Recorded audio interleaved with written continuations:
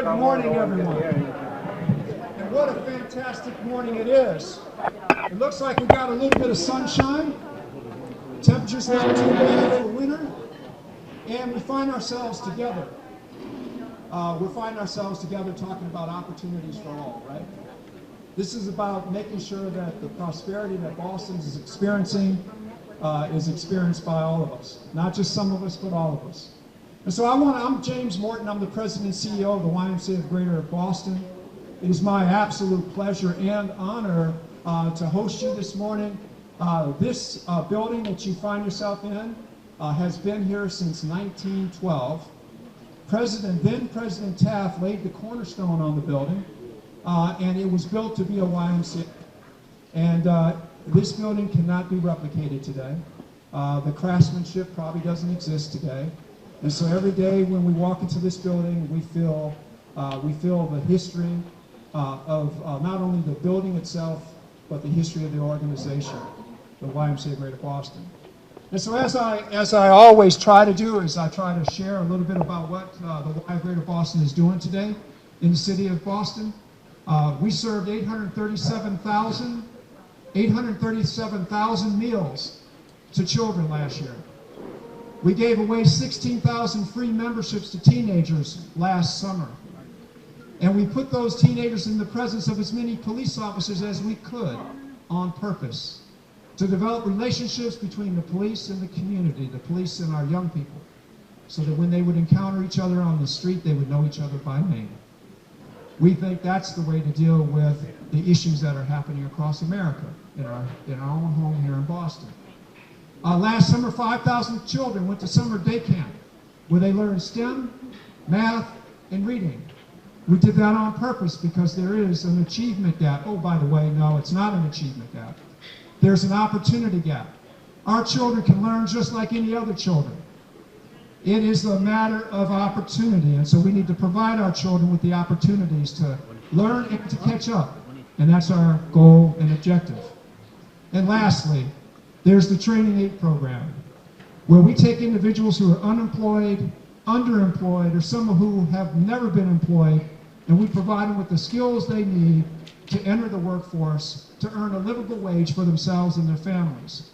So that's your YMCA of Greater Boston, your Y, America's first Y, and we are doing that work with intentionality and on purpose, while at the same time providing health and wellness opportunities for 150,000 Greater Boston residents who visit our facilities 2.3 million times a year. So I want to thank you for being here today. I want to thank you for supporting this important event, this opportunity for you and us to learn as much about each other. And by the way, I'm going to do something in a minute that I was hoping we were going to be on the far side of this room, but I'm going to do something right now, if you'll bear with me. And while I'm walking over here, I want to share a quote, since it's Black History Month, and since thank you. All right, I'll be back with it. I want to share a quote that was shared with me just this morning. By the way, thank you. You got that? All right. So this quote came to me this morning from our Chief Financial Officer.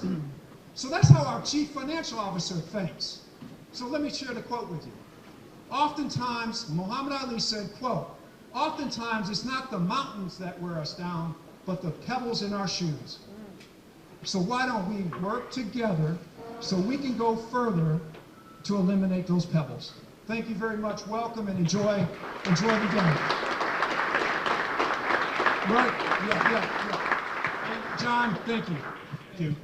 Hey, I want to thank the YMCA for opening the doors and welcoming us here this morning. Let's hear it one more time for James and the YMCA. And look, I'll say this. That's a nice new Suffolk logo.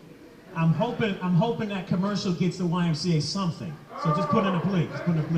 But I want to start by thanking our partners for being here. I want to start by thanking Suffolk and Partners Health, our two private partners, for being here today. Let's give it for Suffolk and private partner. I want to also thank the 20 city departments. I'm not going to name them all because I'm going to forget some of the 20 city departments that are here today. Let's hear for the city departments that are here, ready to work with you. To our state partners that are in the room, thank you for being here. To our federal partners in the room, let's hear for the SBA and our state partners in the room that's here today. On behalf of Mayor Walsh, and as Chief Economic Development for the City of Boston, it is exciting to walk into this room with this energy that looks like this, right? So we know that Black History Month is more than a month, right? But it is appropriate to be here in February to celebrate all of what Boston has to offer. Now, what our job is to connect that, right? Because we know there's a lot of talent and there's a lot of opportunities in Boston. We're trying to make sure, as you've heard before, that we're connecting as much of that as possible. True is, this economic boom that we're in is not going to last forever, right? So we don't have to do the work that we're trying to do here today. So we got to have some urgency, we have to have some purpose, and we really want to make this happen. We want Boston to be the national model for the kind of participation and inclusion that we can see happen. And right now we're not. But we can all work together to change that. I'm going to be short because we got work to do in this room today. I'm going to hand it over to our Director of Equity and Inclusion for the City of Boston, Selena Barros-Milner. Thank you. Thank you again for having us here. I'm a proud member of the Y. I'm a member of the Parkway YMCA, where I am, as a grown woman, trying to learn how to swim laps, and they're bearing with me. So love the YMCA. Thank you for hosting us. Just want to thank you all for coming today, both the city departments and our partners, as well as the vendors that are here to share your talents and your services with the City of Boston. We passed a new executive order, an equitable procurement executive order in November, which establishes a new way for departments to work with us, so we know about opportunities before they come out, and we know what departments are going to spend in the next year before it's spent, and that way we can better match you to those opportunities. The best way for you to be matched and for us to know that you're out there and that we have diverse vendors in the city is to become certified as a minority-owned business, a woman-owned business, small and local business. So we have, at our economic development table over there, we have Stacy Williams. She's our certification manager. Please make sure, if you're not already certified with us, please make sure you get certified. That's where departments go, where they say, I'm about to put this out to bid. Who can I invite for this? And not every opportunity is posted publicly, because if it's under a certain threshold, they only need 3 quotes. So they're not going to know you're out there if you're not in our system. We will help you through the process, and we're going to have new resources to help you become certified. So just make sure we'll help you through it. Make sure we know you're out there. The other new thing that we're offering are contracting clinics, which are kicking off next month. There's a flyer floating around with the, could you hold up your flyer right there? Yeah, the one with the blue lines. So it has on the back of that, we have clinics specific to different industries. So if you're in the construction industry, if you're an electrical contractor, if you provide professional services like marketing, or you're a caterer, we have a specific clinic just for you. It's a half-day deep dive, so you can learn how opportunities are advertised, what they look like. So we're actually going to go through, and we have our partners here at DND. This is a model that they piloted. Donald right here is really the architect of this way of preparing people to bid, actually going through the RFP, so you know what it looks like when it comes up, you know what to expect. So he's our partner with this, along with the Department of Innovation and Technology, Public Works, a lot of other great city departments. So each clinic will be led by the departments that offer those opportunities. You can ask whatever questions you want. You'll also have people who have held those contracts before, either to share their tips and best practices.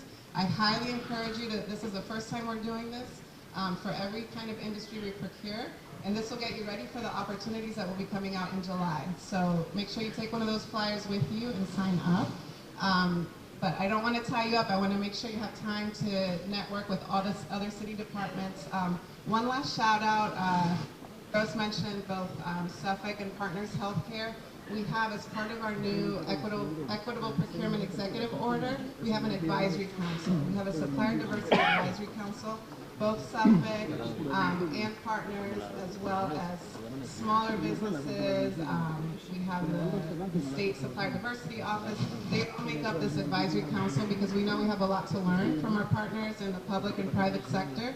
So they're here today to help you along the way. So make sure you stop by, talk to everyone, and let us know how we can help you on your way to getting your first or maybe your biggest city contract. Thank you all for being here.